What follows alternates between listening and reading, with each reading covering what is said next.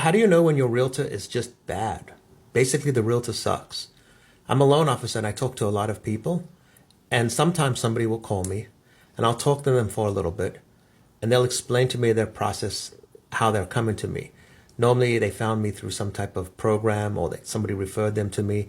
And in many cases, they've been approved before, but so much time has passed, they have to get reapproved. And so I'll talk to them a little bit about the process and they'll explain to me what happened. In many cases, I start thinking to myself, if somebody's been looking for a house over 90 days, 180 days, up to a year, and they're not being unreasonable, I start thinking that maybe the realtor's the problem. First thing I will typically do is I will call the realtor and I'll just leave a very brief message. Hey, Mr. Realtor, I'm calling about the Joneses. Can you give me a call so we can go over what's going on so I can make sure that you're fully aware of what their approval is and the most they can buy, that kind of stuff. If that realtor doesn't get back to me for 3, 4, 5 days, or I have to call that realtor multiple times, at that point, I start to suspect something. Because most realtors will answer the phone when you call, and not only will they answer the phone when you call, but if they miss your call and you call about their specific client, they will call you by the end of the day, even the next morning. It very rarely goes on several days. So that's the first thing.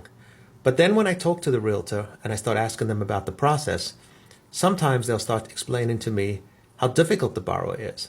But I'll have had a conversation with the borrower and I'll ask them a bunch of questions about the house, where they want to live, their payments, their expectations.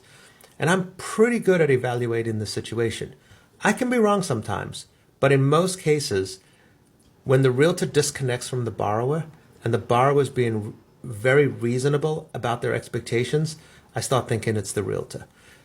Now, the questions I look for from the realtor is, and I just ask very casually, how long have you been doing this? Are you a full-time agent? Where do you live? Where's your office?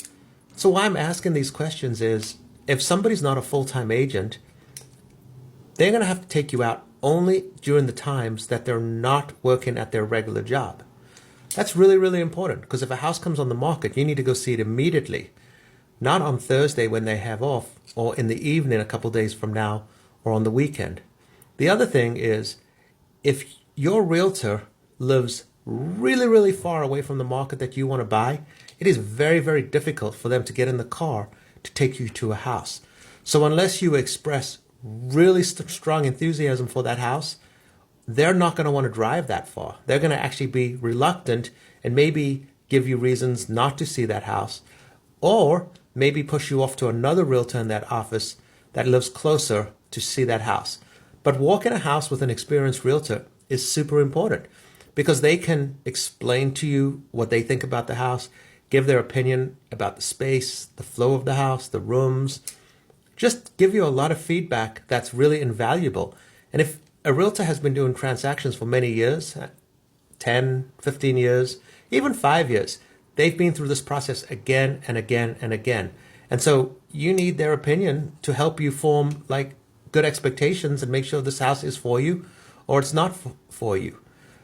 I just had a phone call with a guy who's been looking for a house for a year. In that last year, they have had no success finding a house. When I spoke to them, I realized they're ready to buy a house.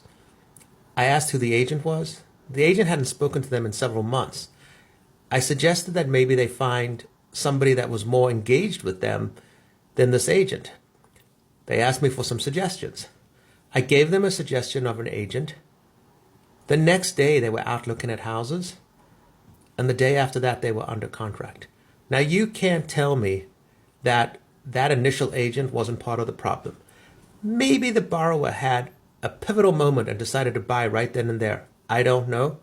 But I do think it's important for you to take good stock of your agent and make sure they're fully with you, they're committed, they're full-time, they're available, and they're ready to take you to see a house whenever you're ready.